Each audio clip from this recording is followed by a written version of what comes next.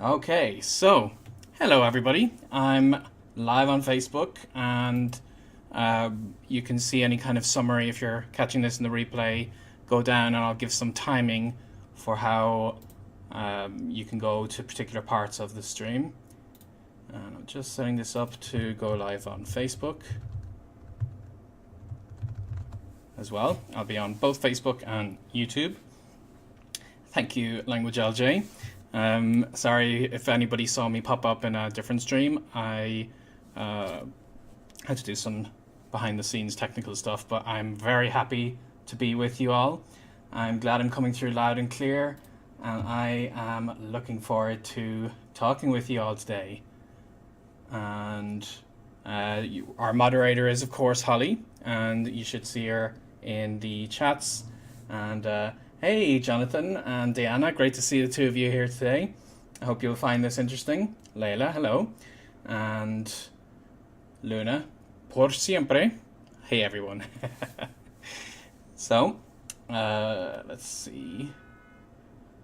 It's not connecting over on Facebook, and I just want to make sure that that is okay. Because we need to have our Facebook peeps here as well, don't we? And yeah, no Mixer today, Diana. Mixer and Twitch, I'll have to get them working from tomorrow on, because I had technical things. Apparently, when you guys see multiple streams on YouTube that are scheduled in advance, it uses a completely different backend to when you have one. And I just learned this 10 minutes before my stream started. So, the more you know, and because of that I wanted to make things less complicated, make sure that it would work. And it does not seem to be working over on the Facebook page, which is unfortunate. So, it's because the time to publish it has expired. That's what I get for being late. So, Holly, would you mind sharing the YouTube link on the Facebook page with people, and they'll just have to come over here. So this will just be YouTube for today. And now I know I'll make this all work a lot better from tomorrow. So, what I wanted to do today, as you guys can see, this is not a still image. This is actually my second camera here. I wanted to talk a little bit about the Fluent in 3 Months book that has been out for several years now. And when I did my most recent stream, apparently I was told that some people didn't even know that I'd published a book, which I find pretty hilarious, because I know when I would have originally come out with it, that I definitely was not shutting up about this book. So they must have joined my email list in the most recent year or two. But yeah, this book is something I'm very proud of. This is essentially a summary of all of my best language learning advice. And I wanted to give people a way to see it in one place. And technically you could find some of it on the blog, but what the problem with that is the blog at the time was 500,000 words, whereas the book is, I think, 60,000 words. And most of the blog was also just sharing my random thoughts and travel tips, and it wasn't in a particular sequence that you would start at the beginning and work your way up. So a book would obviously present that information in a much easier to consume way. So that's the reason that I wanted to do that. And Diana says when she found my blog, she ordered the book the same day. Very glad to hear that, and I hope you enjoyed it. There's actually a slightly different version of the book in the UK. It's the same content, just has British English spelling, but the book cover is white. So if you're wondering, it's actually completely the same, other than that spelling convention. But the white cover just happens to be the preference they had in the UK. And of course, now that it's been out a few years, you can even, if you wanted to, you can even read the book in Korean. Look at this. They actually sent me this one while I was in Indonesia. I had to get it from some weird delivery company there, and that was a fun experience, I tell you. When you're traveling and you're in like the wrong country and suddenly getting in that language. And I got to actually introduce it like in a book signing for both English and for this edition here for German. Ooh, I'm going to show this to you. There we go. There. Fließend in 3 Monaten. And it's been in a bunch of other languages. The only other one I have is this one with me here. But it's also in Taiwanese Mandarin, or traditional Chinese, I should say. And coming out in more languages, but the publisher has to kind of update me on that progress. So that's kind of the overview of the book's availability. And what are you guys saying? Joanna says you have that edition. Yeah, it makes sense. This is the one we made more sales on just because the US market is a bigger one. And Tom says that he read the book through a book exchange shop, and that's totally fine. I always tell people, if you're on a super tight budget, then go to your local library and ask them to order it for you. You don't have to pay them, but then they'll actually have it on their shelves. And from my perspective, it's not like I'm losing money because the order you would have made is made by the library, and then more people can read it. And ultimately, for me, when you get into book publishing, it's not an amazing way of earning money. So I'm more interested in more people reading the book. So absolutely, exchange it with your friends and so on, and you should be fine. And I'll be very happy to hear people are doing that. So this for me is not telling you all to go out and buy it. But if you did want to get it and you find it interesting what we go through today, this link here above me is where you need to go. Oh, look at this. Daniel has given the super chat to me. I really appreciate that. It's very kind of you. Did you have a question for me, Daniel? And I will be very happy to prioritize that before other people's.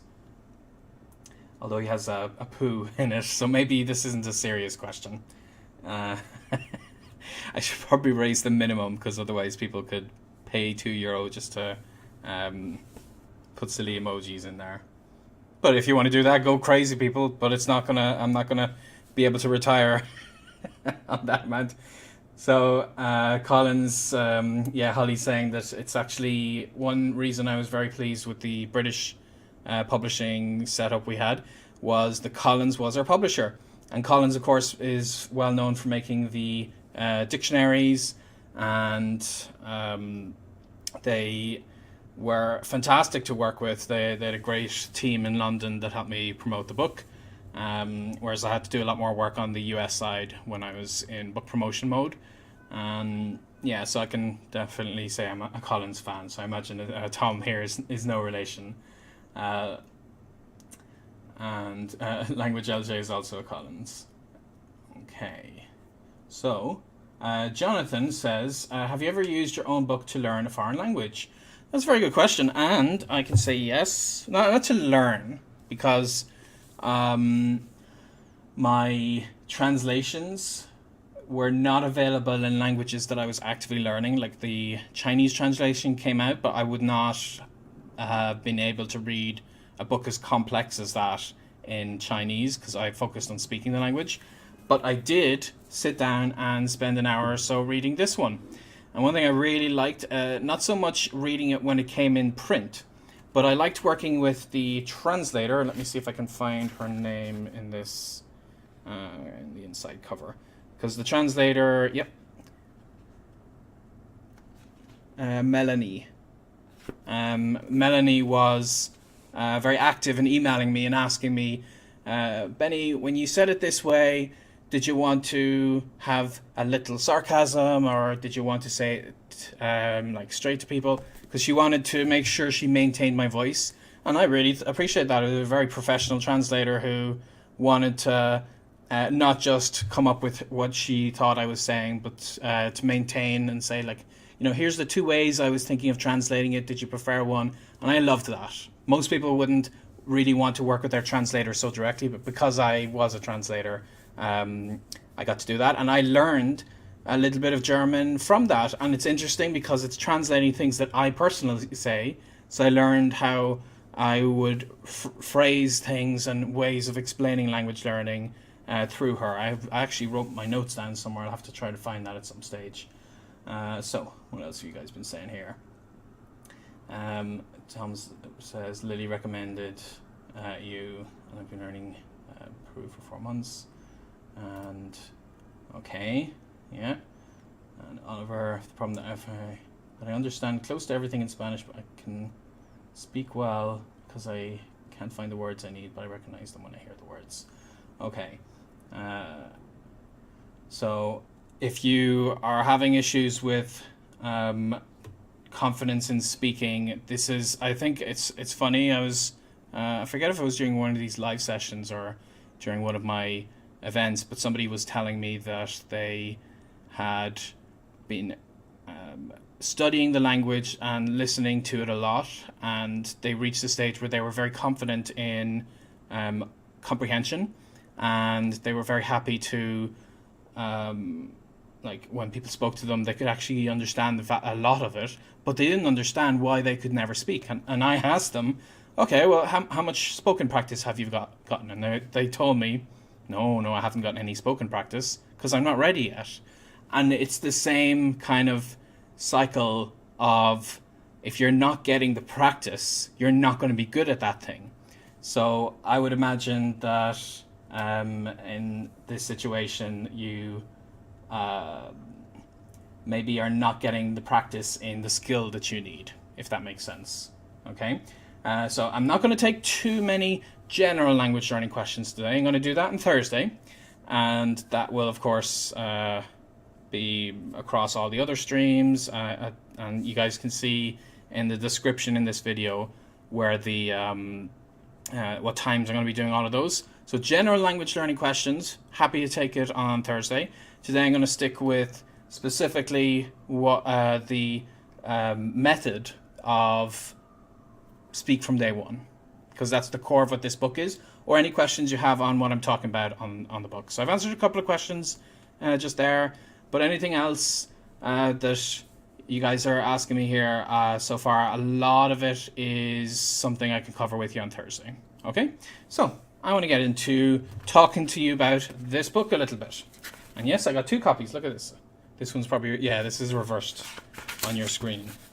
And that's a thing that you reverse screens because it's like kind of like selfies on your camera, because then it looks like a mirror. That's why I have the second camera here. So I'm not going to read like proper sit down, read an entire long section, but I'm going to flick through the book and give you guys an idea of what's inside of it. And based on that, if you have any questions, absolutely let me know. Okay, so let's see. I give a bit of my background, and this you would know from so starting with the acknowledgements. This I don't know, upside down acknowledgements or back to front. I need a third camera that's eye level and not reversed. I'll do that next time maybe. So I give a bit of my background that you guys would know if you've seen my TEDx talk. Like Jorge is the Brazilian guy I mentioned in my TEDx talk, who inspired me. Is the first polyglot that I ever met, and I wanted to get into languages based off that.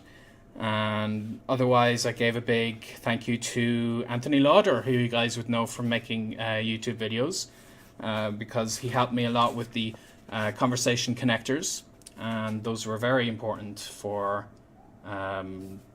what I ended up covering a lot in this book. I really liked his conversation connectors. It was one of my first blog posts and a core part of the book, so I wanted to give him a proper shout out. And Deanna's requesting page numbers. Yeah, good idea, since I'm just looking at the acknowledgements right now. And at the time, I managed to give Lauren a nice shout out. Lauren and I had only been dating for a month, but I'd already submitted the first draft of the book. But because her background's in rhetoric, she actually looked at the version the editor sent back to me, and she helped me tweak a lot of things so that it would make sense from the reader's perspective, because I might have presumed people knew what I was talking about. But Lauren, coming from a fresh perspective, she hadn't read my blog, which was very actually useful in this context. She could tell me, what do you mean by this? I don't understand. And then we knew we would expand on that. So I gave her a nice little shout out. And yeah, so just acknowledgement stuff.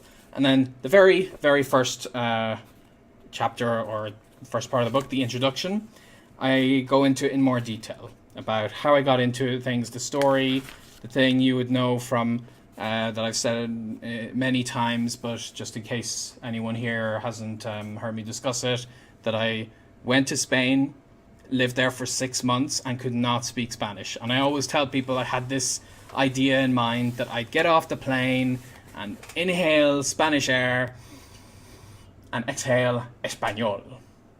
That was just what I had in mind. I just figured physically being in the country will guarantee you will learn the language. And unfortunately, that was not the case for me. I hadn't learned any languages, and I figured it must be because I hadn't ever traveled to the country. But when I went to Spain, I just gravitated towards the English speakers. And for the full 6 months that I was there, I did genuinely try to learn Spanish. I went to many classes. I picked up a copy of El Señor de los Anillos, Lord of the Rings, and I tried to read that, and it took me a very, very long time to get to page 2. I even had a genius idea of studying the dictionary. So, like, literally starting from the very first letter or very first word, working my way through it. And, I mean, really bad idea. Cannot recommend it. So I put lots of time in, but even after the full 6 months, I couldn't really do much. I couldn't ask where the bathroom was, understand simple things said back to me. So I was starting to believe that maybe I just am not good at language learning. My background is in engineering. I had just graduated with a degree in engineering. I've been always good at mathematics. I was a mathematics teacher that funded a lot of my travels in the first few years. And I thought, okay, well, maybe there's this left brain, right brain kind of thing. And whatever version of that is just for understanding technical things, for not understanding languages and art and so on.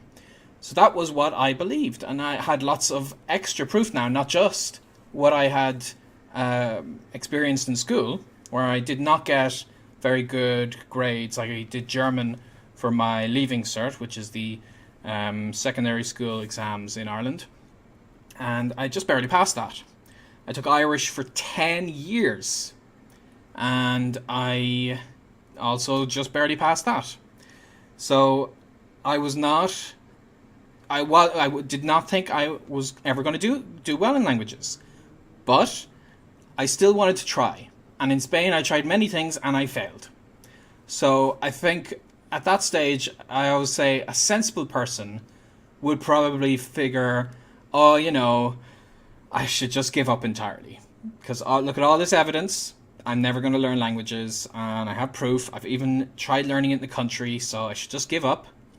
But I think I'm not talented with languages, but I do believe that one advantage I would have is I don't tend to give up easily. I am a very stubborn person. So despite all that evidence, I kept pushing forward and trying more things. And I'm very glad I did, because I realized that it wasn't about me not being good at language learning. It was about the approaches that I was using to learn languages just not being effective. And knowing that, I kept on trying.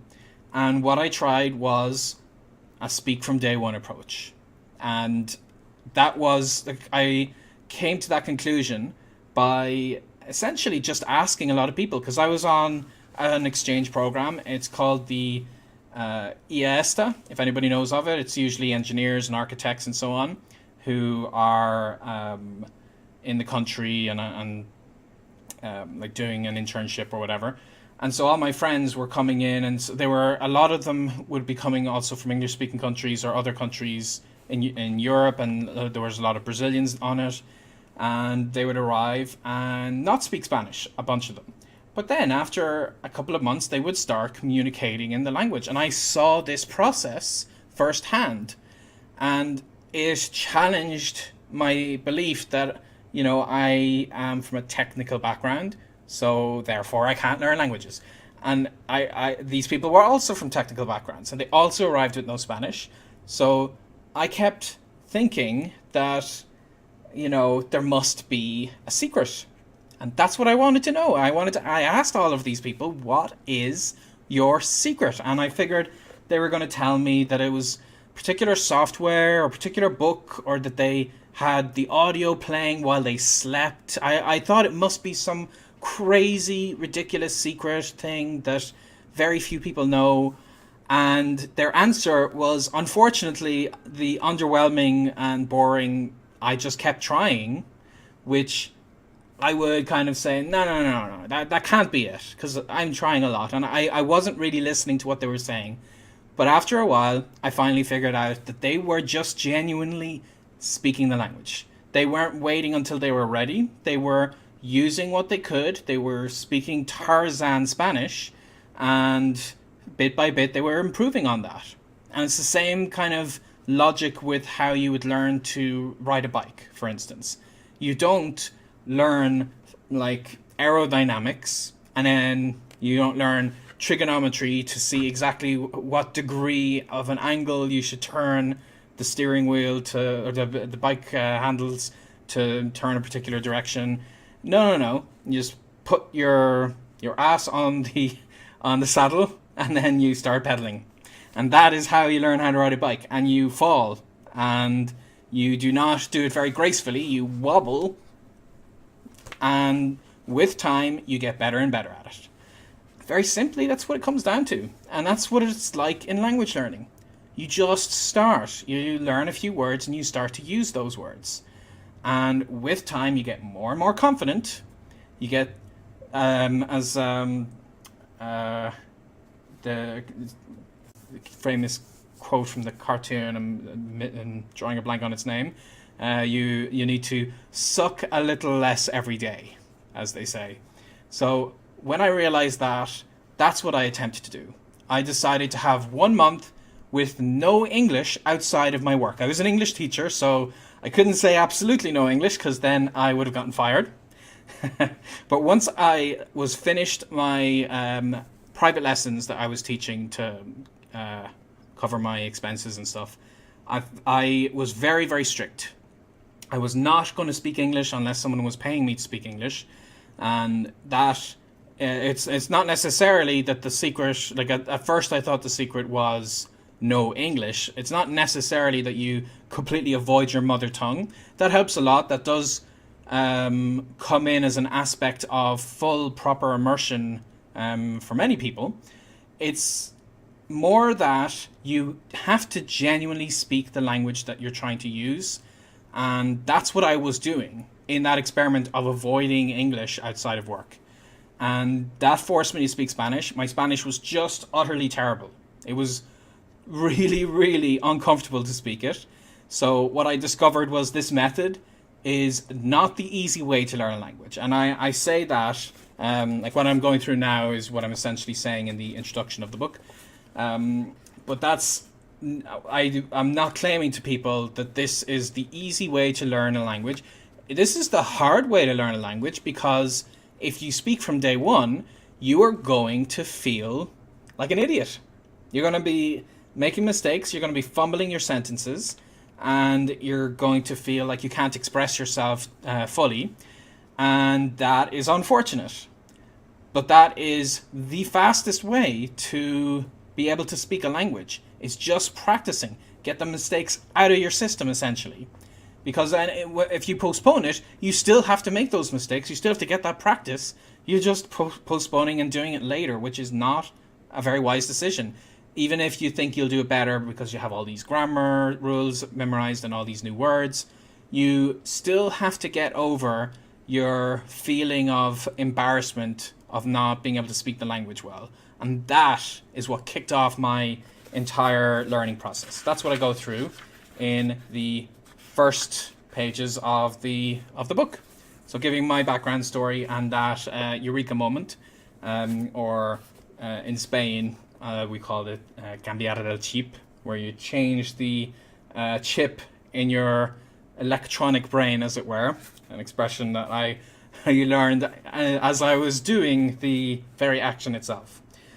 So, after talking about my background, I start to turn it over to the reader, and I'm asking, what's your motivation? Because my motivation was the core aspect of what I was trying to do here. Because what I was doing in school was I just wanted to pass exams.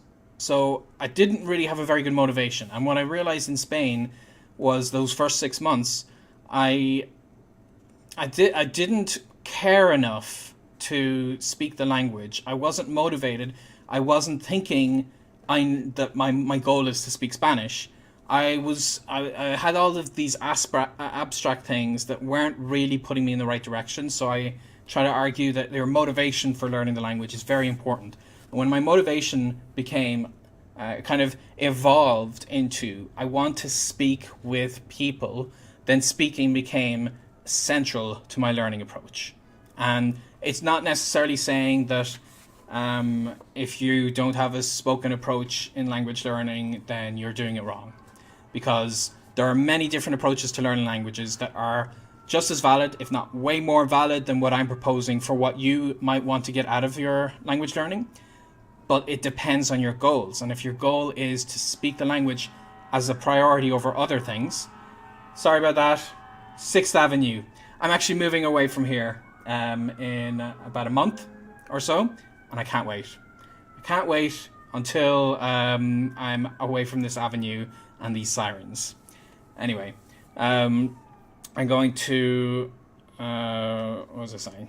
The motivation is one of the key aspects, and when speaking the language is your goal, or I should say the majority of your goal, because obviously you want to understand the language, you want to be able to read it and so on, but that absolute majority, you need to make that your focus. So talk about motivation and passion and giving yourself goosebumps as you realize how much you love learning the languages, and then pushing yourself to your limits. And yeah, so that is the introduction to the book. Do you guys have any questions? Let me see. I know you guys have been typing and trying to finish my thoughts, because otherwise I'll forget what I was saying. But I'll catch up on all your comments. So feel free to put questions down, and I want to discuss one thing or go through one chapter and then answer questions. So Matthias asked about the price. Depends on where you buy it from, but if you click the link above here, that'll redirect you to Amazon, and I've programmed it so it'll actually redirect you to whatever Amazon is based on your country. So it'll send you to Amazon Canada, Amazon UK, Amazon US, whatever it is, and you'll see the price there. So that's what you want. And I know somebody was mentioning before they had enjoyed reading the ebook version of this, and absolutely, I understand. I'm a big ebook fan myself. Let me mute my phone so it's not making those noises. So I'm a big ebook fan. It's how I would also read through things, but if you happen to have the physical version, then if you ever meet me, I will very gladly sign it, whereas it's harder to sign a Kindle. And then there's also an audio version that you can get on Audible, and that was recorded by me. It's funny because I have an American publisher. They wanted to use a voice actor that they've used for other books, and I listened to him, and he had a very clear voice and so on, but he was an American, and I was thinking, I can't have an American accent say, I'm Benny from Ireland, and I was like, no, can't have that. No. And so I insisted, I'm going to read my own book, because I'm happy to do it. And so, again, I was traveling, and they set me up in a really funny audio studio in Thailand. So that's, you can almost hear I just got off a tuk-tuk in my voice as I read the book. But I put all my passion into reading it, and that is something that you can actually catch if you happen to prefer audiobooks. Then I will read this to you if that's your form of learning it. And Jonathan shared the Einstein quote that sometimes, like, Einstein's not so smart, he just stays with problems longer. Very, very relevant, of course.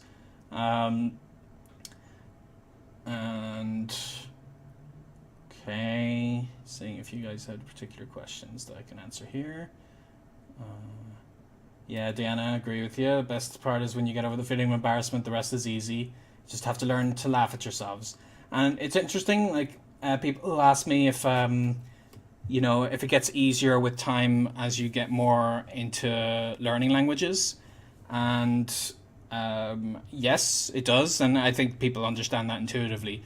But what I think the reason for that is actually because you just become better at making mistakes. You become more immune to the feeling of embarrassment. And like, when people ask me what the hardest language I've ever learned was, and you keep in mind, I have spent time learning Mandarin and Hungarian and Quechua, the Inca language. And of course, lots of European languages, and German and sign language. So I've dabbled in a lot of languages in varying degrees. But the hardest one I learned as an adult was Spanish. It was my first language that I attempted, and I didn't believe in myself. I thought I was dumb, and I had the bad approach that slowed me down a lot. And even when I first started, I still had a lot of self-doubt, so I progressed very slowly. And so relative to that, when I had my Mandarin project that you guys can see on YouTube, the progress that I was making there, after the few months, I was able to have basic conversations. And I was not able to have that same level of conversation in Spanish after a few months. Even if you restart the clock to when I started speaking from day one, even if the time starts then, after the same amount of effort put into the language, I was still further along with Mandarin, and it's because I was very comfortable with making mistakes. I was fine with getting tons of practice, whereas I wasn't getting as much practice as would have been ideal when I started, like, intensively with Spanish, because I needed to truly see I need more practice. I was getting practice and I was seeing results, but I was still, doubting that I was thinking everybody must be laughing at me, or I must be so annoying to them. And none of that's ever true. We always exaggerate the negative things people must be thinking about ourselves. So I learned to not really dwell on that as much with time. And that helped me become a better language learner. So Jonathan had mentioned how long it took to write and compile the book, and sticking to a writing schedule. I don't want to get into writing schedules or like how to write books and so on, but to just answer how long it took, you will be happy to hear, sticking with the title of the book, it took me 3 months. I challenged myself when I got back from Egypt. It's funny because in America there's a very big culture of people wanting to be writers, and we don't have that as much in Ireland. And I had never longed to be a writer. It's just not something that I cared for much. I just decided, and actually my agent, same agent as The Martian, if you guys have read that book. It's funny because normally you're the one trying to convince an agent to go sign for you, but in this case it was the opposite. My agent was trying to convince me to sign a book deal, and I was like, I don't know, traditional publishing, it's like I prefer to just self-publish, the money isn't as good. But he convinced me. He was very convincing, because the amount of the scope you can get, the amount of people I've reached because of the book that I never would have reached. I'm very glad I went into it, even though it was not in any way good way to make money compared to what I could do on a blog. But when I signed the book deal, I gave myself 3 months. I decided that I just wanted to pump it out. I didn't want to drag it on. And I worked very intensively. I was like up and first thing in the morning, had breakfast, 8 a.m. Started writing. And then through to the end of the day, 7 days a week. So I was doing that in Berlin just because Berlin's a cheap city. And I didn't really have much of a social life. I just put 3 full months into nothing but writing the book. And because of that, it was mostly ready at the end. Like all the content was in it, but the explanations needed tidying up. And that's where my book editors and where Lauren came in to help me with that. But my main writing process was 3 months. So that answers that question. I might do another one of these live things about the process of writing, if people would find that interesting, because I do want to cover lots of different topics here. But for today, I'm just going to stick mostly with the content of the book, if that's all right. But I hope that little view into how long it took to write the book kind of gives you a good taste, Jonathan.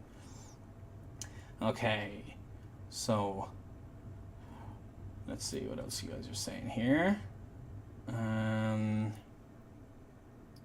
Yeah, Deanna says, I'm glad you did. I love your reading voice. Oh, Deanna's gotten to hear the book. That's great. And Joanna has a signed copy of my book. Where did I sign that for you, Joanna? I'm curious now. I forget which city I would have been in when I signed it for you. And Deanna, yeah, you're going to be here in October in New York, Deanna. So make sure you bring your book, and I promise I will sign it for sure. If the book comes out in British or American Sign Language, was that count as a signed copy? Very funny. I've actually never heard that joke before. That's I would think someone would have told me that joke, but that is an excellent pun. You get the pun award of the day. I'm going to use that at some stage. Okay.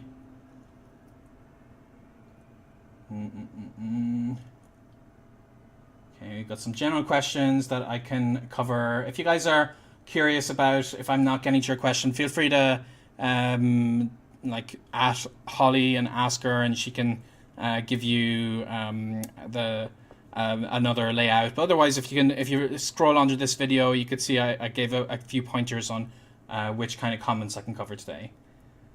Okay, so that's why I'm kind of skipping a lot of your comments here. But again, I can cover general language and travel questions on Thursday. Okay.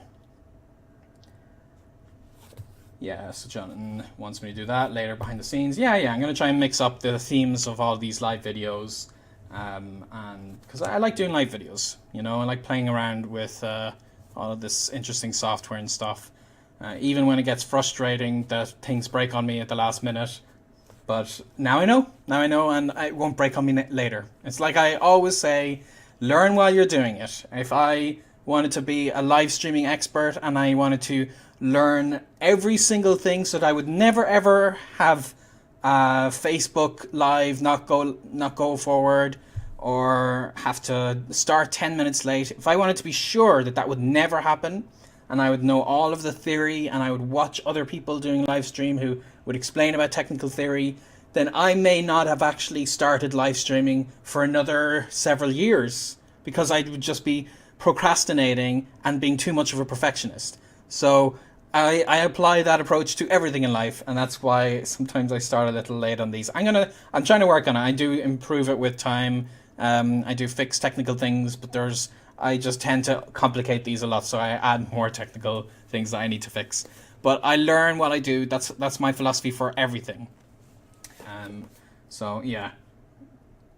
All right. Okay, so I think I've caught up on your questions there. So I'm gonna try and give a brief overview of each chapter. So we got 10 chapters in the book, and so I'll try to go through them in just 2 or 3 minutes, because I don't want to extend this live thing to be a whole hour extra from now. So I'll go through it. If you guys have any questions about the general concepts, then I'll be happy to cover that. but otherwise I will just keep on pushing forward. Okay, so yeah, live streaming from day one. Very true, Jonathan. Okay, so chapter 1, because we had the acknowledgements in the intro, so chapter 1, getting into the bulk of things, is destroying 20 common language learning myths. If I can show that here. Yeah, there we go. Destroying 20 common language learning myths. So, you can get the general gist of this in more... It's not as in-depth, but I have a blog post about, I think, 30 or 40 language learning myths. And while I was writing this book, I published that blog post specifically so people would comment and give me more reasons. And I challenge people, what are the reasons you don't learn languages? And the usual ones came up. I'm too old. So I was like, okay, well, I started languages in my 20s, and there's loads of people who get into languages late. And in fact, University of Haifa in Israel did a study that under the right circumstances, adults are better language learners than kids. And if you put any one of you against a newborn, I promise you will be able to speak any language in the world better than they will 6 months from now. So people think of kids, oh, they're better. But kids have been learning languages for a very long time. They've been learning for 6, 7, 8 years before they're able to have a decent conversations.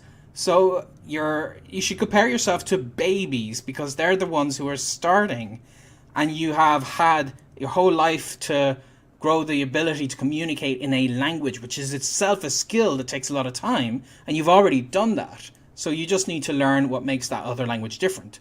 And that's I explain why I really genuinely feel that age is not an issue when it comes into languages. Let's see. Yeah, you just get through this before I answer your questions there. So that's just one example. I'll list all of them without going into detail for now. So adults are at a disadvantage. I try to dispel that myth. The next myth is I don't have the language gene. And, I would have discussed some of these on the blog, but of course I try to get it as concise and well explained as I possibly can in the book. So that's easier than reading a much longer blog post. So I try to dispel that, the language gene. I don't have the time to learn a language. Of course, if you really want to know how I handle these, you can feel free to bring up the question on these points on Thursday, and I will get into that then. But just listing all of the myths that I try to dispel in that chapter. The language learning programs are expensive. I'm waiting for the perfect language course. Number 6 is the wrong language learning method will doom me before I start. Number 7, I need to study before I can have a conversation. I narrowed these down into the ones that kept coming up as I was pinging people about that. Number 8, I can't focus. Number 9, some languages are just too hard. Number 10, plateaus are inevitable. 11, perfect mastery is impossible. 12, languages are boring. 13, native speakers won't speak to me. 14, I'll always have an accent. 15, my friends and family won't support me. 16, everybody speaks English. 17, I can't keep up with other people's progress. 18, failure begets failure. 19, once I forget a language, I can't relearn it. And 20, disabilities make it impossible to learn a new language. So that is essentially the theme of all of the excuses people said for why they can't learn a language. And I either gave as compelling an argument as I could, or I used other people's stories that showed that they could get through these things. So, for instance, the last one I listed, the disabilities make it impossible to learn a new language. For this one, I shared the story of Julie, who you would have seen on, or Julie, sorry. I always tend to try to say that in the French way. It's polyglot, #polyglot problems. So Julie from Scotland, she shared her story in a guest post, and she is clinically deaf and partially, or clinically blind and partially deaf. I think I got that right. And her story is just so amazing. And you can see that in the blog. If you just search for Julie, deaf, fluent in 3 months, or something along those lines, you'll see her post. So I kind of got the best part of her story, made sure to include it in the book as an example for that point. And then all of the other ones, try to go into them as much detail as I could. So that is destroying the language learning myths. So let's see.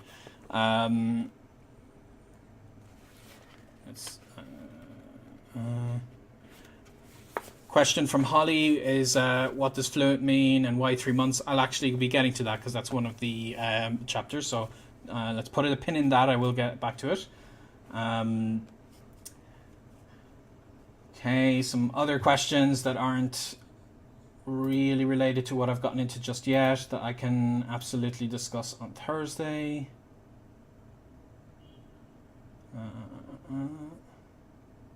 Yeah, okay.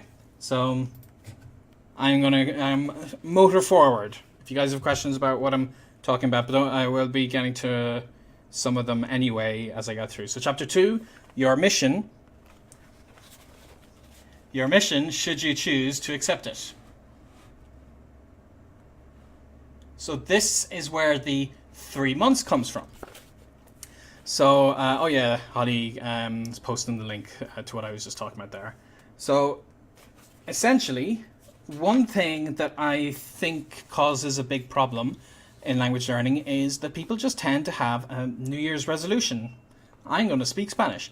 And that complete and utter lack of specificity is one of the reasons they don't succeed. They don't really have anything they're aiming for, and that takes a lot of the pressure off. It doesn't really force them to try to really push themselves, because if you're just aiming to learn Spanish, then you could do the absolute minimum amount, learn a couple of words a week, and you are technically succeeding at learning Spanish. You're not succeeding at being able to speak Spanish at a particular level, but you are genuinely learning it in a way.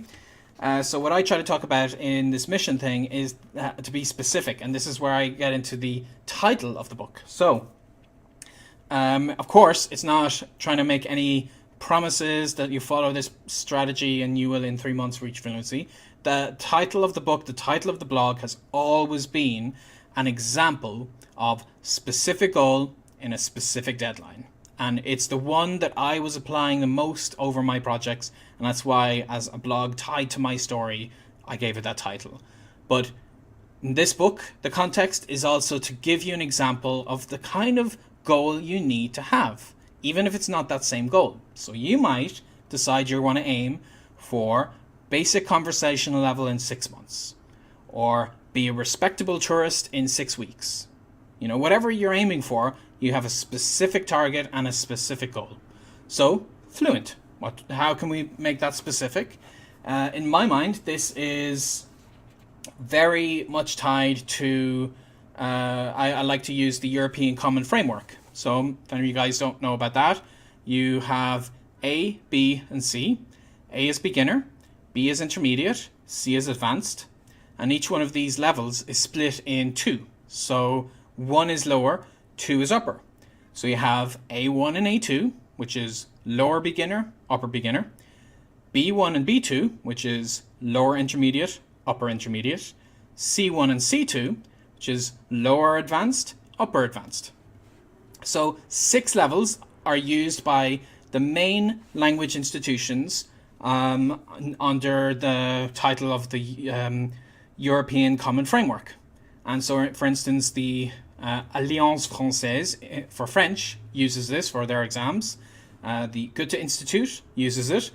The Instituto Cervantes uses it. And they have proper exams that are recognized internationally based on this scale.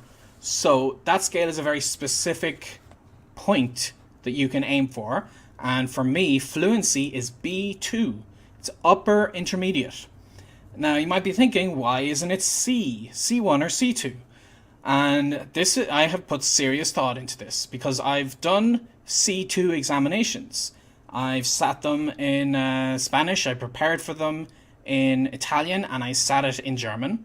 and I passed the Spanish one, and I passed 4 out of 5 sections of the German one, so I did not actually pass the full exam.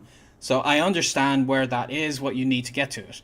And when you've got the C levels, you are professionally equivalent as to where you are in your mother tongue. So in my case, because I was awarded the C2 certificate in Spanish, I can and have worked as an electronic engineer in Spanish. And I have translated documents from Spanish to English that are based on electronic engineering. And I've been able to fully understand them, and I can discuss my thesis that I wrote in English. I can discuss that entirely in Spanish if I wanted to. And that's the C level.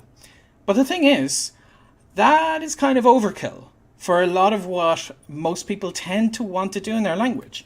So, for instance, maybe the kind of work you do doesn't require you to have a lot of technical conversations. If you, are a yoga instructor, for instance, you can learn a very specific set of vocabulary, and you're not hindering your work by not learning this entire field of biology and of the spirituality and so on, that you can actually function as a very, very good instructor using the B level of the language. So when you're socializing with people, you tend to only use B level, because people in normal conversations talk about things like how their weekend was and what their plans are and how much their boss is annoying them. And these are not complex conversations. These are conversations you can have at the B level. You don't, at least me, maybe for you guys, you hang out with your friends and you debate Kantian epistemology. If so, good for you. You're a very clever person.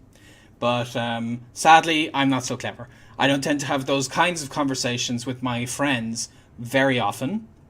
They come up, of course, but I don't tend to have them very often. I tend to talk about things that I could talk at the B levels in languages, in relaxed conversations that are the kinds of conversations you have most of the time. So that's why, for me, fluency is the B2 level, because it means that I am socially equivalent in my target language to how I am in my native language. So I could go to a bar, and I don't drink, but I go to bars, and I could go to the bar and have a conversation about whatever people tend to talk about in bars, and they don't need to slow down for my benefit. They don't need to stop using particular expressions for my benefit. They can talk naturally at natural speed, and I can contribute to the conversation the same way I would if it were in English, and I still have an accent, and I still might make a couple of mistakes, but the actual ability I have to converse in the language is essentially the same. That is why the B2 level is where I think fluency begins. You're still fluent if you're a C level speaker, but this is why I would say fluency is B level, but B2 specifically, because B1 is what I would call conversational. At B1 level, people still need to slow down for my benefit. You need to speak slowly, use expressions that tend to be unknown to people learning the language, so you might have to adjust.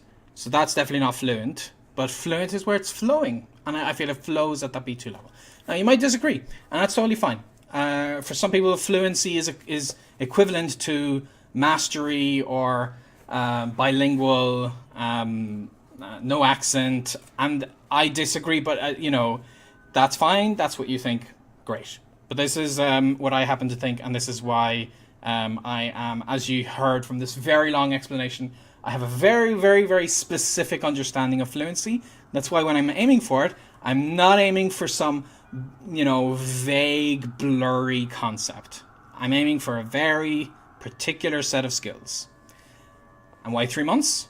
That one's easier. I can explain that much quicker. I traveled a lot, and 3 months is the tourist visa limit. That's where the 3 months comes from. When I went to Brazil, they stamped my passport. They gave me 3 months. When I went to many other countries, stamped my passport, 3 months. Sirens. I hate sirens. I'm not going to miss sirens.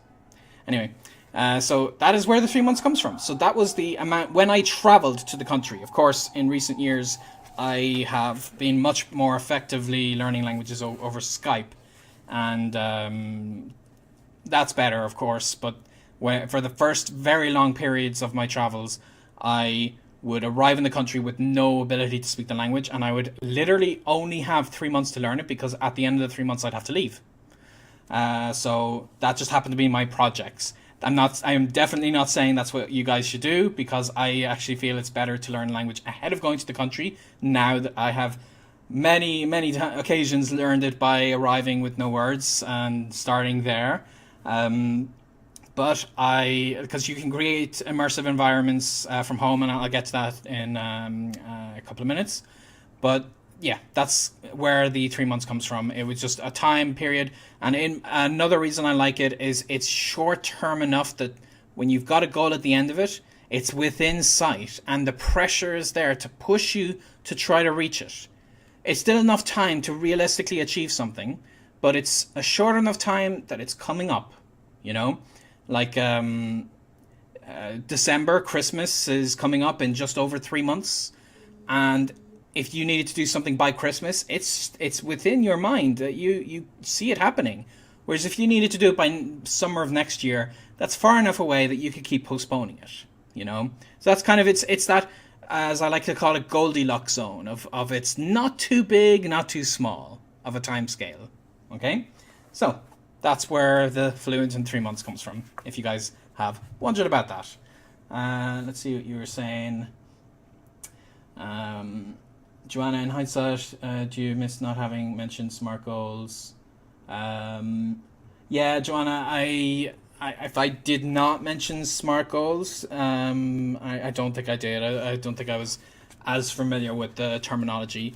Then I would probably have thrown it in. But I kind of effectively said, just without even having been exposed to that explanation of measurable and whatever. I even forget what you can type out so people know what we mean, for what all those count for. But I kind of had a lot of that just in what I'd figured out myself before I had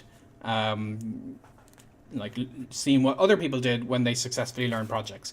I had to figure a lot of the stuff out myself, and I can explain it better now by kind of combining what I've learned with what I see other people have also done. But I don't regret that it's not there. I'm still stand by what I said in this book.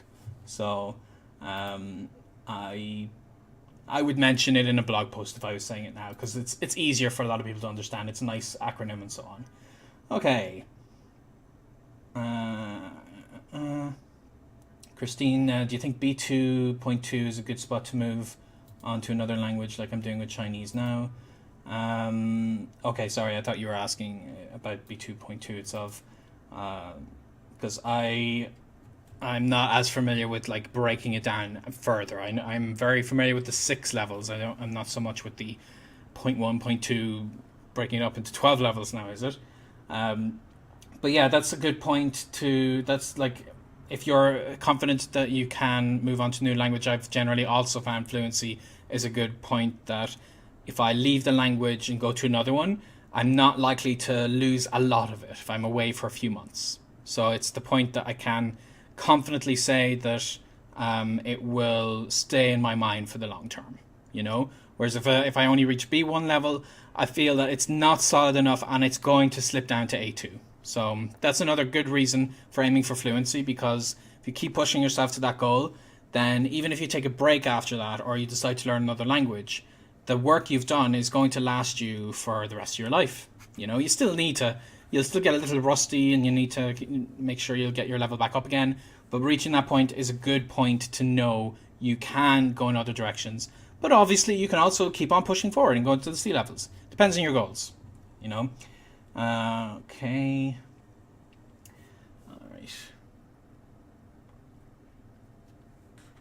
Yeah, okay, so I'm going to keep on going because the questions I'm seeing are more general questions at the moment. So yeah, that's essentially what I covered in the chapter on your mission.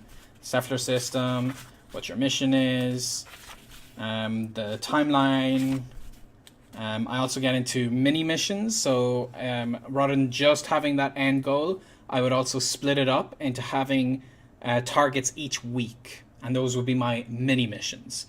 And there's many ways you can do that. In the days when I'd be intensively sharing on YouTube, what my process would be, I would have the YouTube video would be part of my goals. I would be aiming by the end of month 1 to have my first recorded video conversation with somebody, and then I would break my first month into what I need to do to get to that point. But of course, that depends on your actual goals, your priorities, and so on. Okay, talk about burnout, coming up with your plan of action, and that is chapter 2. So chapter 3 is how to learn thousands of words quickly. So I won't get into this too much, but essentially this is about memorization. So using mnemonics, and I give a couple of examples that I like on that. And I also talk about spaced repetition, so using flashcards. And so I just say what I had come across up to that point to give people some inspiration. Okay? And then chapter 4 is immersion without buying a plane ticket. So, like I was saying before, I had, for a very long time, flown to the country and started learning then. And I thought that was the best way to get immersion. And it is a very good way to get immersion, but unfortunately, it's definitely not guaranteed. It's got a very high cost to it. It's expensive to go to another country. It's a drain emotionally because you've got to make new friends, and it's exhausting. And as well as trying to learn a new language, you've got to deal with a very different culture. And when I learned Mandarin, for instance, one of the biggest challenges that slowed down my progress more than I could have been over the time was that I was in such a different culture that it was adding stress to my life, because I wasn't used to how you socialize in Taiwan or in a lot of Asian countries. And I was trying to deal with that at the same time as learning Mandarin. So in retrospect, what would have been better for me is if I had done what I did every mission after that. I learned a very valuable lesson, and then I changed my approach moving forward. And that was to learn the language ahead of time. So I could still have a 3-month project, but I would do those 3 months entirely from a different country. And then when I did go to the country, I would still have those cultural things to learn about, but I wouldn't be spreading my attention between that and learning the language. I would put the effort into learning the language first, and then be completely about the cultural explorations when I was actually in the country. And I'm very, very glad I did that, especially on my trip to Egypt. While I was in Egypt, I didn't have to study Arabic. I just got to know Egyptians. And that was just an amazing experience. I had such a great time. Whereas the visa that I had in that case was only 2 months. I could only stay in Egypt that amount of time. And if I was also learning the language, it would have been so much time taken away from exploring the country. So definitely I advise people to do it ahead of time. And especially because if you go to the country, what will end up happening very, very often is you will gravitate towards people from your own country or who speak your language. I've seen it time and again. Every time I went anywhere, I would see the expat bubble. And it's very, very tempting. And a lot of people end up getting caught in that bubble. And the whole amount of effort they put into moving to another country and so on was not really well spent. They might have a good time. They might enjoy it. Might still learn some of the culture. But ultimately, they end up speaking the language much more with others, like, English speakers would speak it with other Irish people, Americans, British, Australians, and not the people from the country that they were initially trying to get to know. So in chapter 4, I express that, and then I say that you need to, yes, get immersion in the language. Immersion is still the answer, but maybe you need virtual immersion. So with the Egyptian project, for instance, what I did was I created a virtual immersion environment in the house that I was living in, which was actually in Brazil, and I was listening to streamed radio in Arabic. I was Skyping my teacher, my native speaker, every day. And Skyping them was fantastic because that was getting me consistent spoken practice. And I created that immersion experience without having to go to the country, without buying a plane ticket. And that's what I talk about in that chapter, because doing that ahead of time just meant I was still very intensively as my other language projects, but I was doing it in a way that I felt when I got to the country, I got better out of it. And I learned the language better as a result of that, because otherwise being in the country would have added extra work to adjust to that country. That, when you're somewhere comfortable, then you can just focus on the language aspect. Okay? So that's what I talk about in that chapter. Let's see what you guys have been saying before I get to the next one. Okay. Yeah, so more questions that you guys are asking, that again on Thursday at the general Q&A, I will be very glad to get into them. But if you have something related to what I'm getting into on this book, then I'll absolutely address that today. Okay. Yeah. Lots of unrelated questions, I think, about... which I very happily answer if they come up on Thursday, but I want to make sure I'm sticking on topic at the moment. Okay, so Christian asks, can the methods presented in your book be applied to the revival of a language you've studied in the past? Would it take less than 3 months? Yes, that's actually what I'm doing, not as intensively, but that's what I'm doing these days with my Mandarin. I'm trying to reactivate my Mandarin. I don't have a particular end goal for it, and I'm trying to get on top of my workload, so it's not as efficient as I've done. I think what I'm going to have to do after I move, because I'm going to move in a month, and when I've got a nice setup there, is have a target, have a specific thing I'm aiming for, and then I would reapply what I've done. And I have reapplied it in the past for other things. So for instance, I went to the Polyglot conference in Hungary, and this was years after I had learned Hungarian. And I went through the same process of reactivating my Hungarian, and I was able to have some basic conversations. I didn't do it intensively, so that meant that I wasn't at the same level I was before, but I was able to get to basic conversational level in just a day or two study, which was fantastic. So I think if I had the level of intensity, then absolutely I'd get very, very fast back to where I was without needing the same amount of time. Jonathan says, if you could start over from scratch, any changes to your approach that you would make now? I mean, like I said, the approach that I had for the first few years was mostly focused on arriving in the country with no knowledge whatsoever of the language. I would start learning the language on the flight over. I would just pick up a phrase book, start with that. I still start with a phrase book. Just happens to give me like immediately a lot of things I can use. But that approach meant that there were a lot of times that I could have been getting a more cultural experience in the country, but I was actually like studying the language or getting a language lesson that was not about the culture, but just about talking about myself or whatever, things that help you improve your vocabulary. So that, fortunately, is a lesson I learned before writing this book, so I included it in the book. But yeah, so I wouldn't really make any changes to my approach. I still think this book stands very well as it is now. I mean, maybe there's a link or something in it that I might update, but I can't think of one. So this is why I haven't asked my publisher if we can do a second edition. If and when I would think I need to update it, then I would try to write a second edition. But right now, this still applies to everything that I currently do.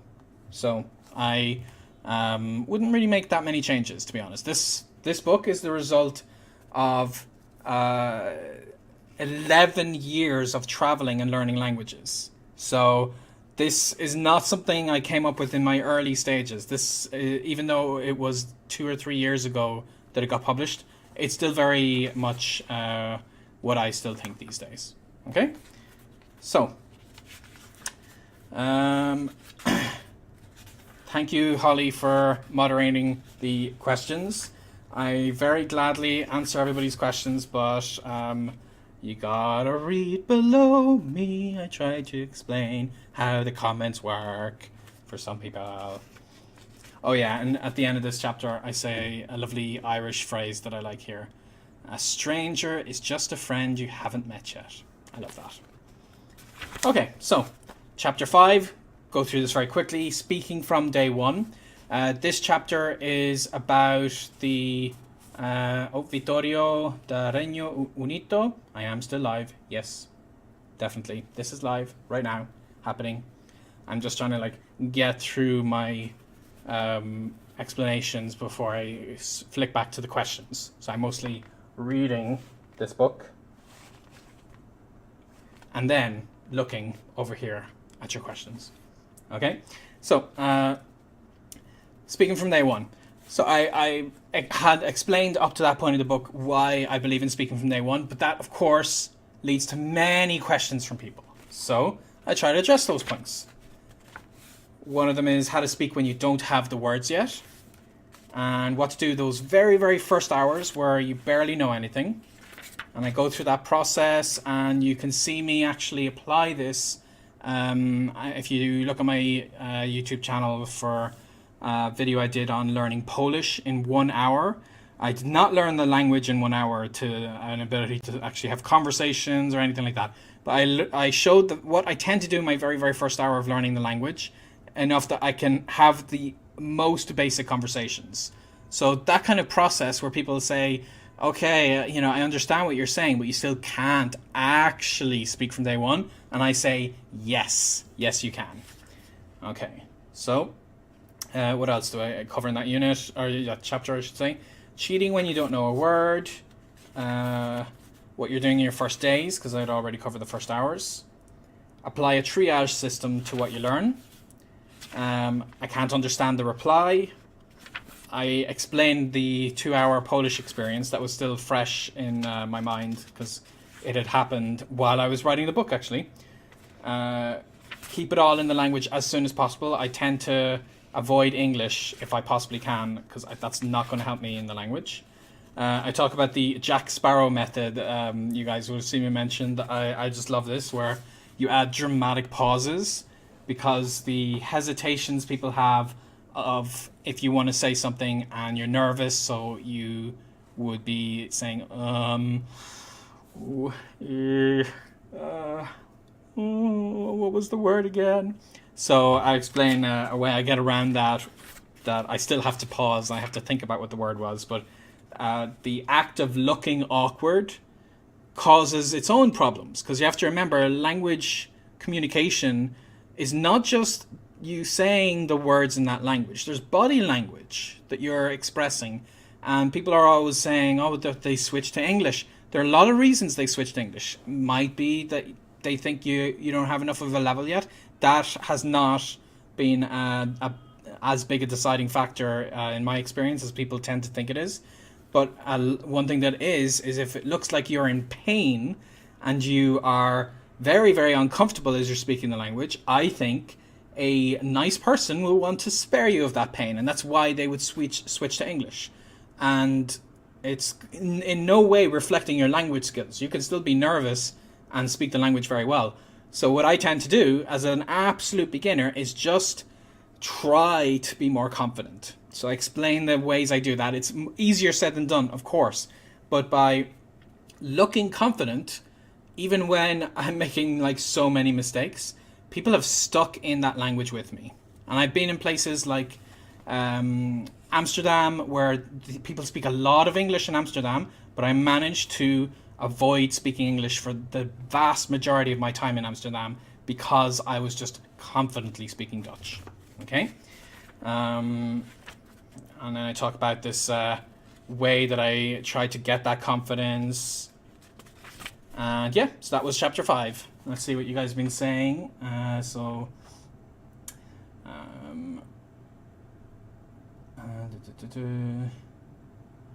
Amelia, do you plan on continuing to learn Polish? Not at the moment. If I do, I'll make sure to announce it. Right now, the only languages I have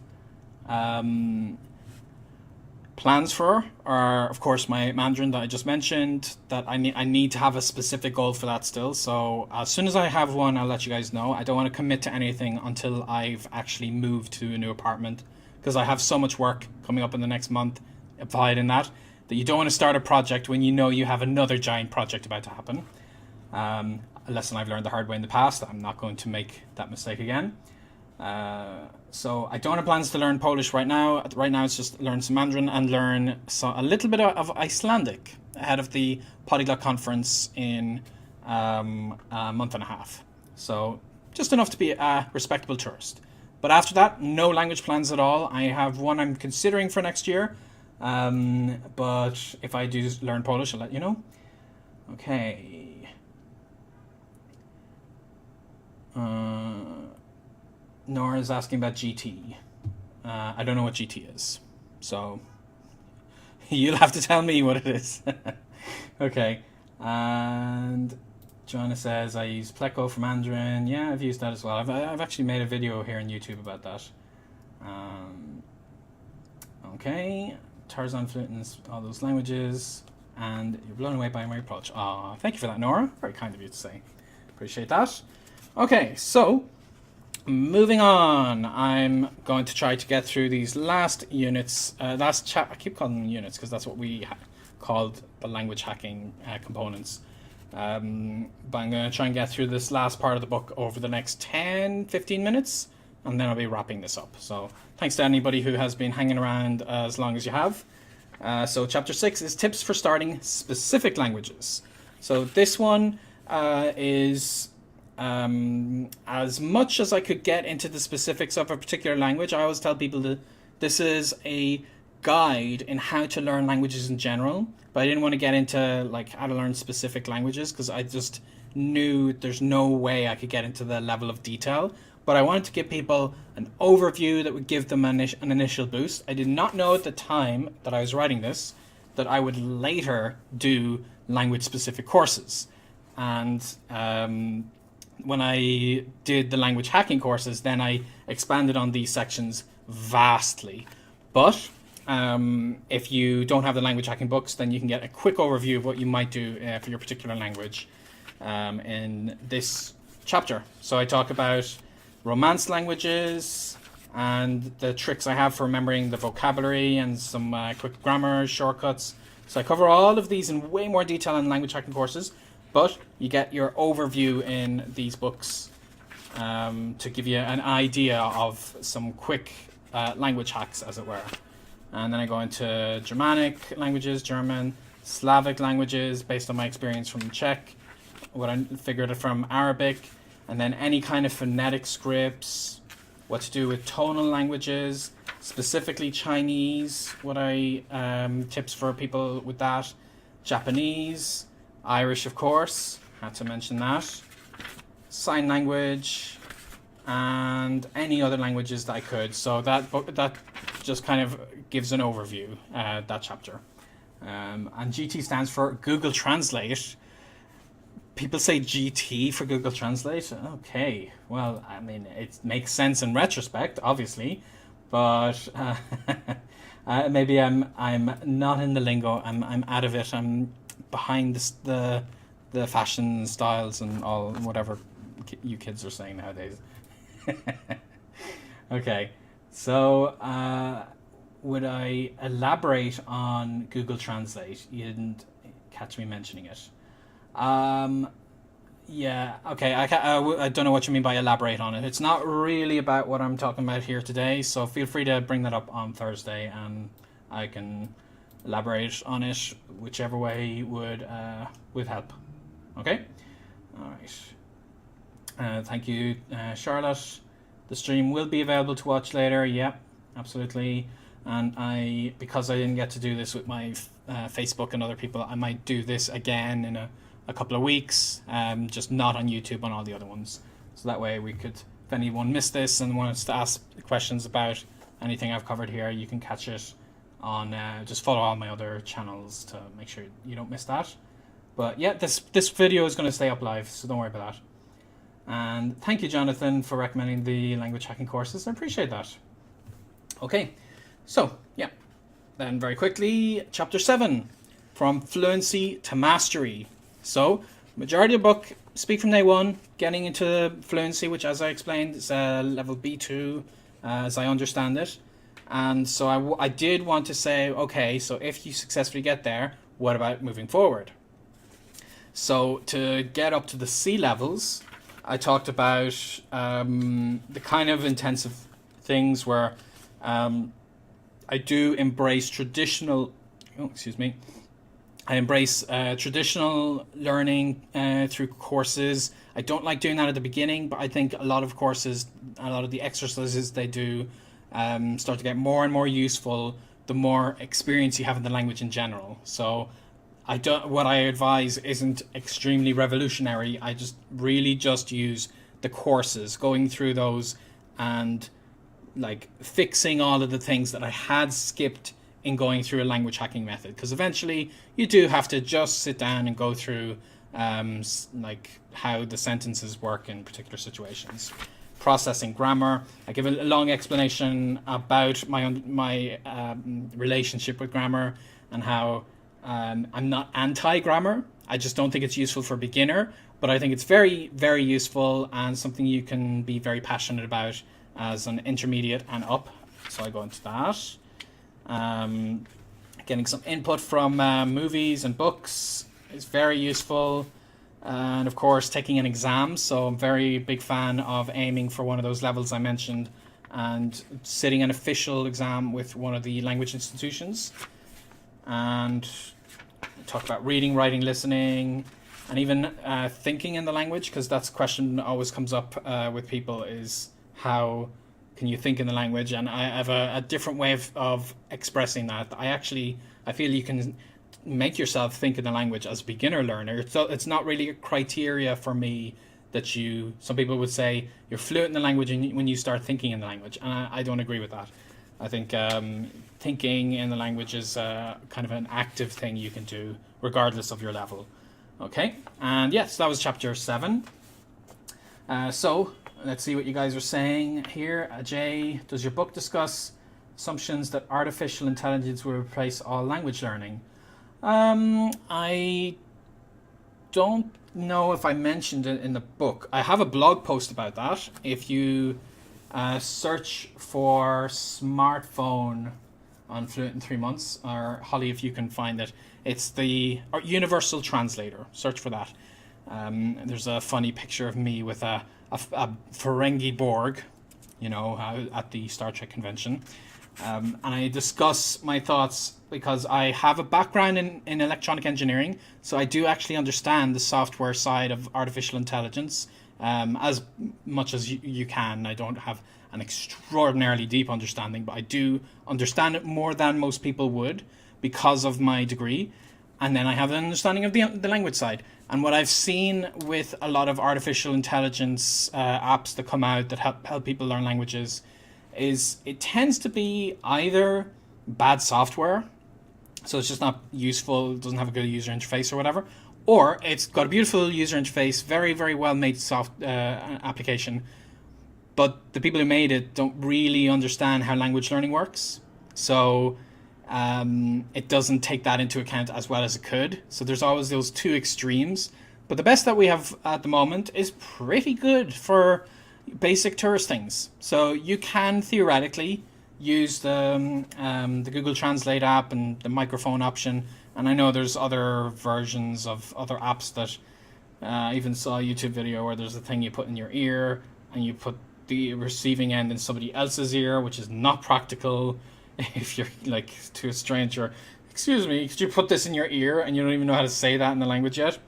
Anyway, ultimately, I feel that when people think artificial intelligence will replace language learning, it is not really understanding how translation works.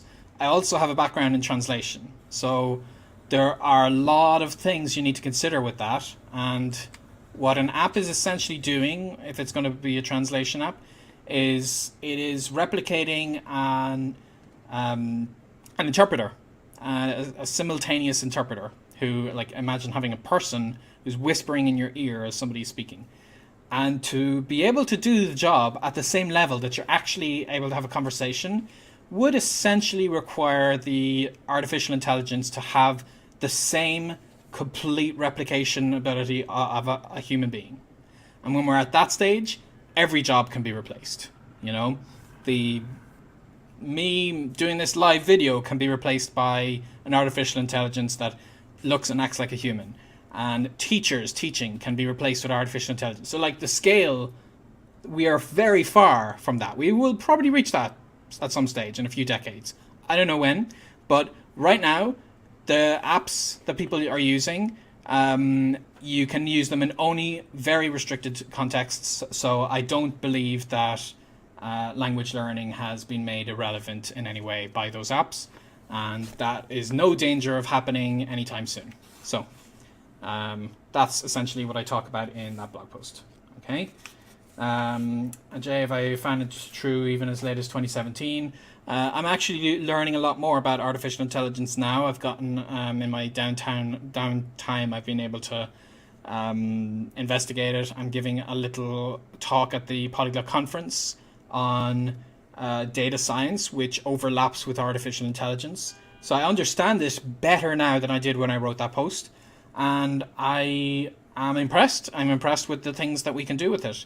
And there are more and more very specific situations that I think you will be able to have an app replace learning a language. But there are very, very specific situations. You know, it'll go beyond just asking directions. But you'll have certain restrictions. The person speaking in might have to have a particular accent. For instance, when I say, okay, Google, knew it would do that.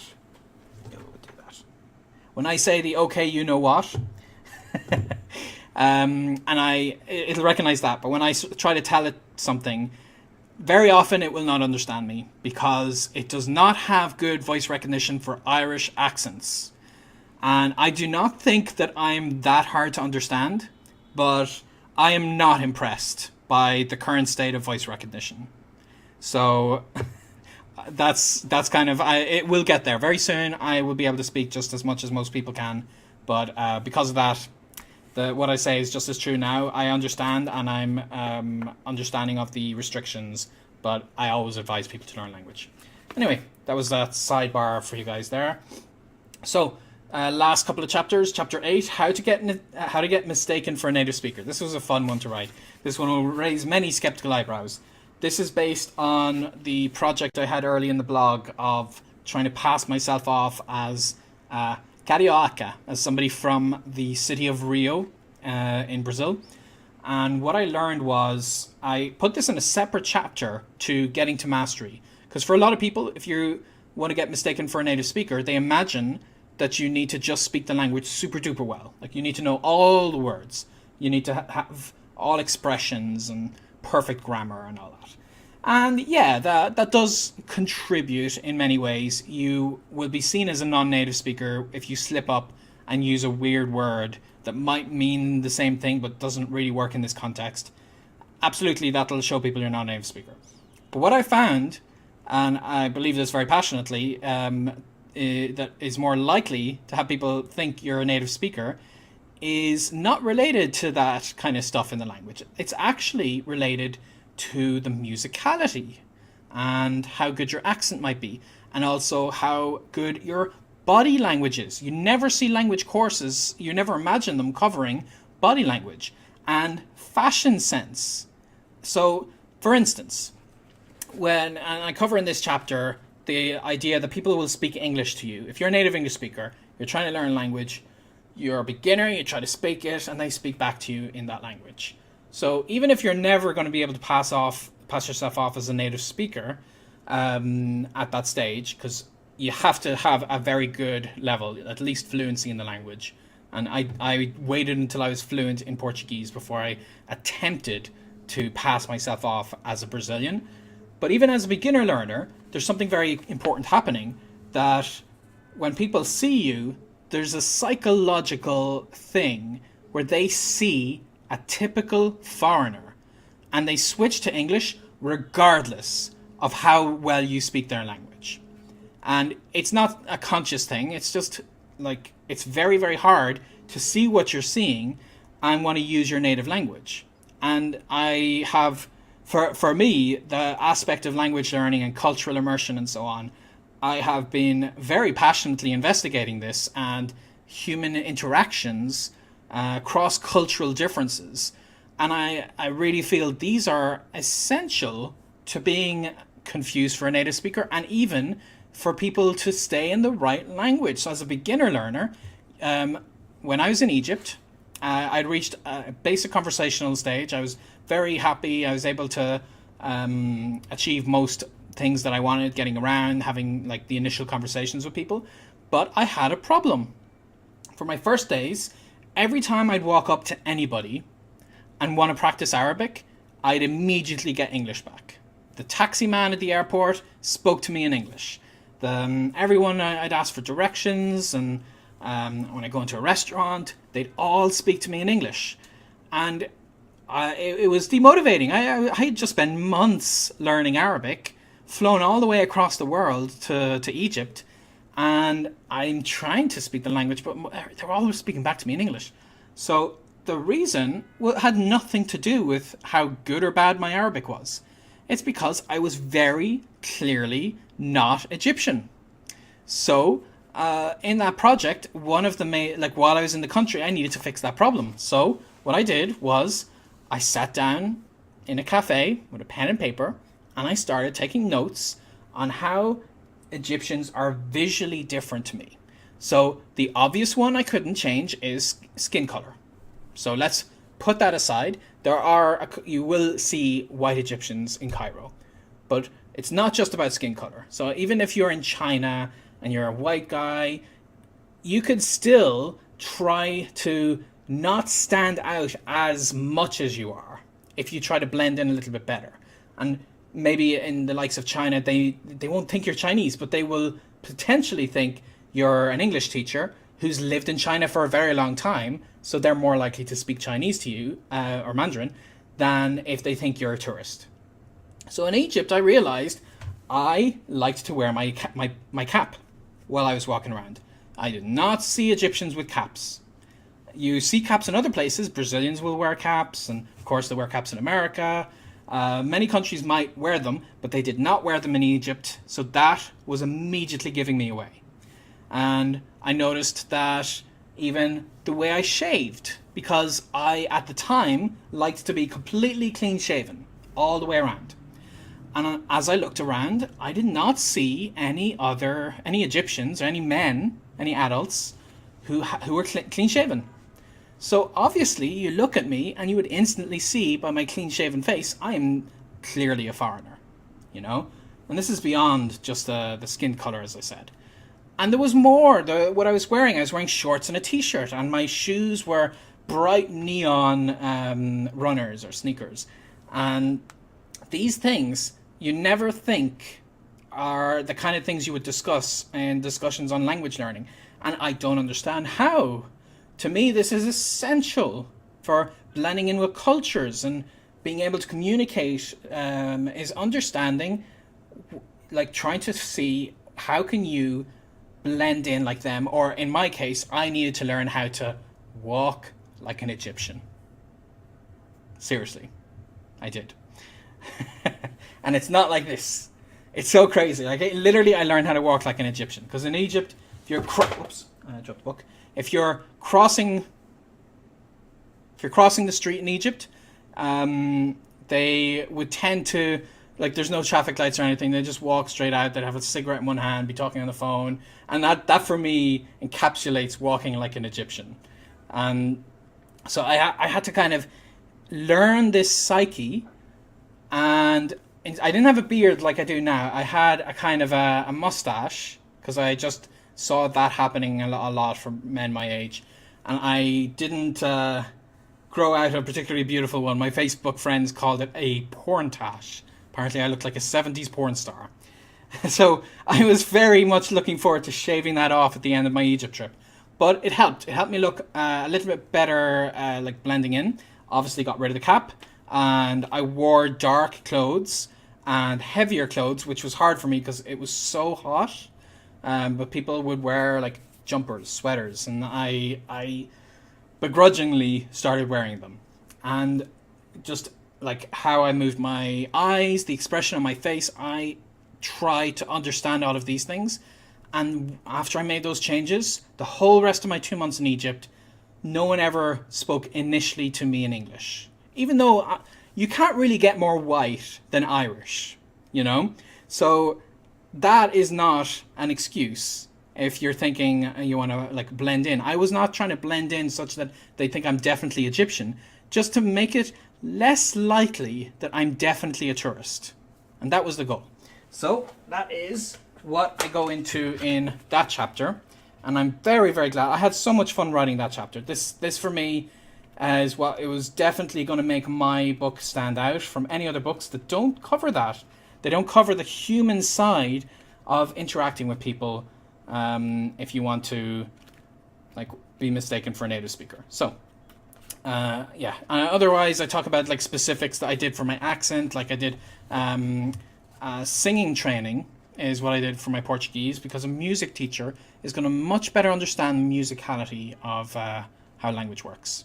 Okay, so hope you guys enjoyed that. And let's see a couple more questions before I get to the very last part of the book. Okay. So Holly's saying, it's true about blending in. You got way more people speaking Thai to you when you were wearing your Thai school uniform than you're wearing your regular clothes. Makes sense. Amelia says it reminds me of a French guy, teacher, YouTuber. He taught one of his students was very advanced as she used small expressions like "bah ouais" while speaking. Yeah, absolutely. Those little things make such a difference whenever I'm learning dialects, and I do get into dialects in the book. I think in the either the chapter I just talked about or the one before it. I try to use those things people tend to say regularly and fun little expressions, because particular aspects of dialects help you blend in as a native speaker a lot easier. But I would only learn those after I've reached an intermediate stage. I wouldn't tend to learn dialect things as a beginner, unless it's just a handful of quick phrases that are going to kind of get a smile from people that I'm trying that extra bit. Okay. Yeah, and you can be a beginner. I've been a beginner using the odd phrase like that as well. Okay.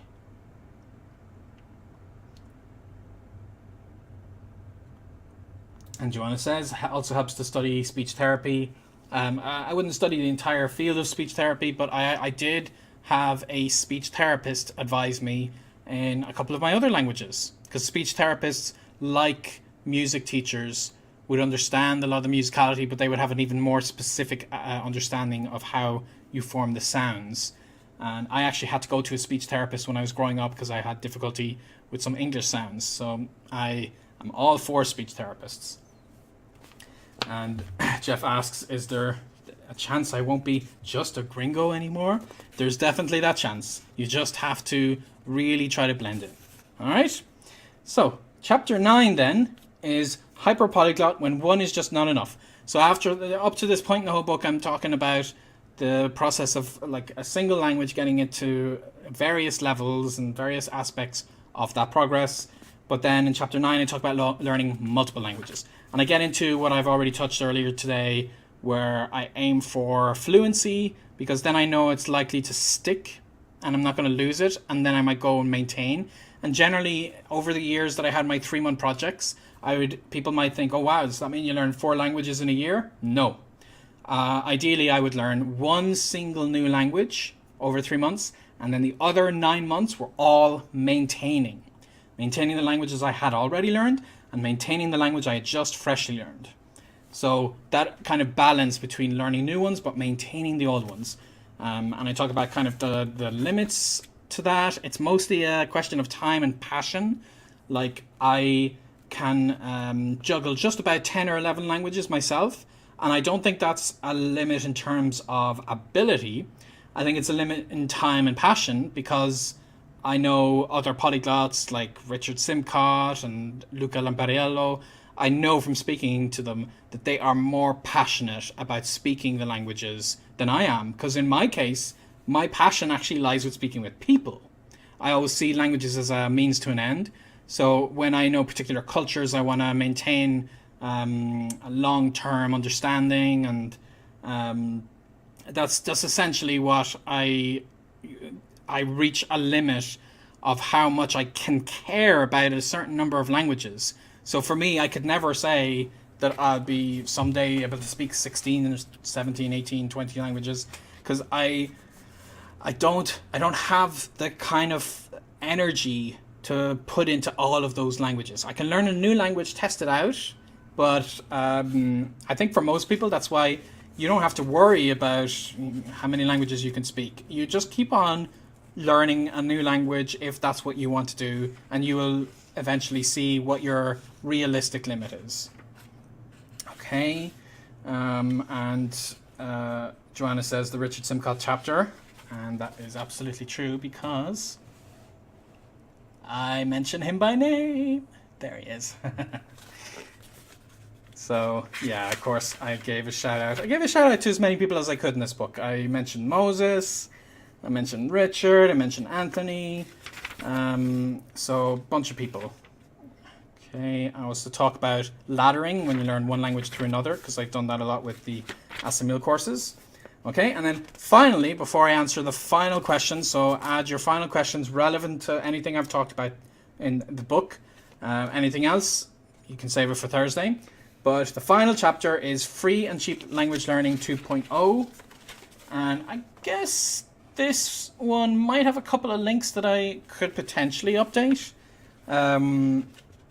There are links tied in at the end of the book, and I know I'm going to be updating them soon, where we talk about... Because my way of solving the problem, since I knew the book was going to be printed and potentially the resources might need to get changed, was rather than having to... Since the approach wasn't going to change, I still stand by this approach. The particular resources might need to get updated. So rather than printing an entire new book for that, I have fi3m.com / the chapter name, and I am going to go back into that now in the next couple of weeks and make sure that is ready to go and has all my latest resources in it. So here I talk about courses and trying to figure out through your learning approach which one you should do. And if you're making a language log, and using social networks, and I share conversational connectors as well. I give a big list of them. They're in English here, but I give translations online as well. I give some dictionary links. So word reference, yes, still stand by that one.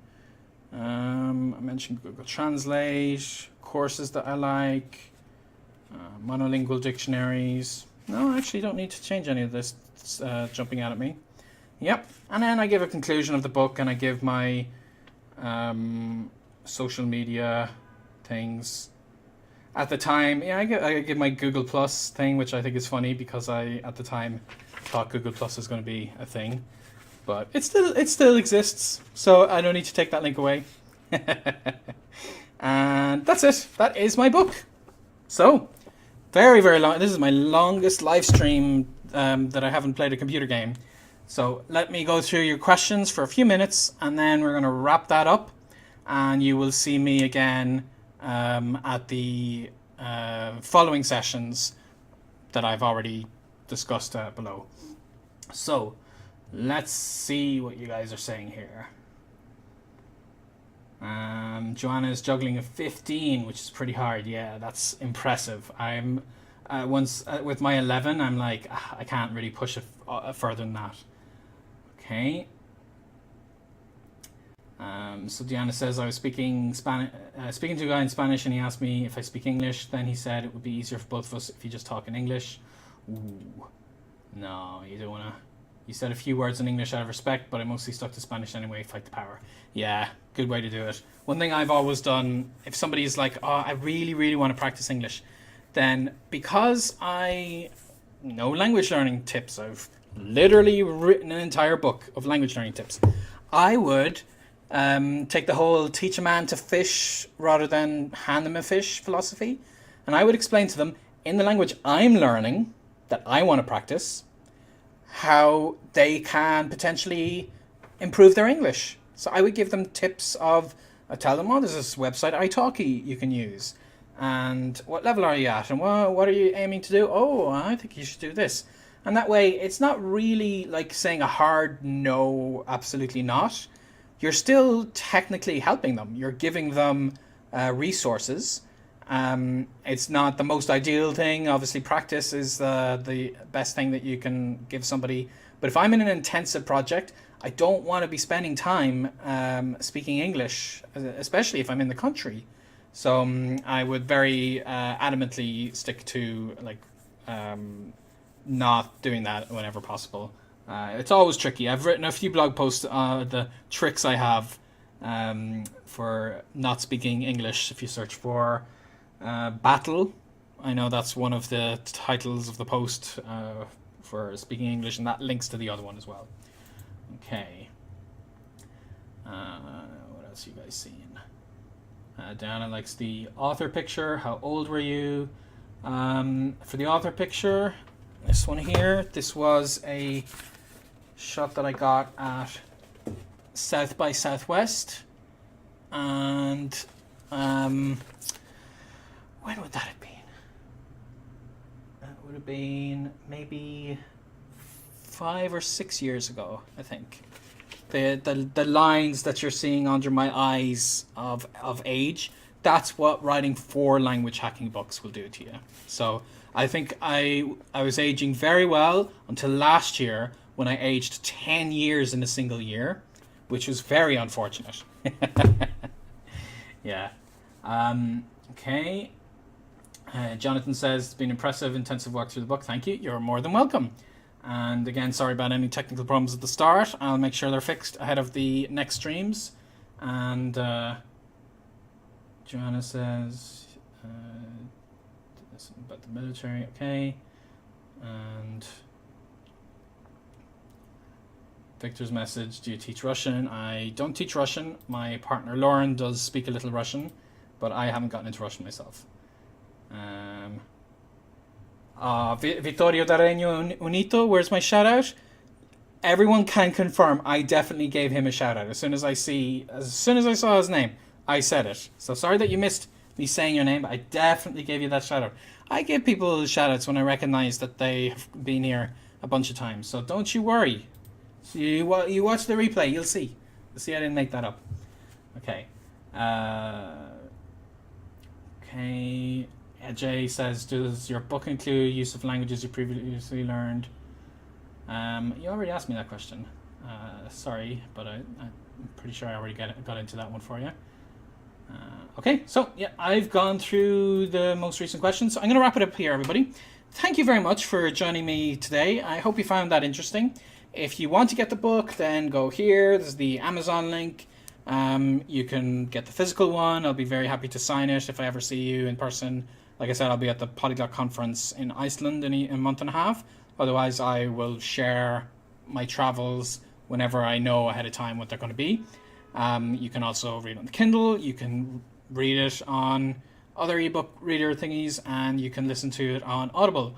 And otherwise, yeah, I hope you just enjoyed the general language learning advice, and I will be doing plenty more streams with plenty more advice throughout this week.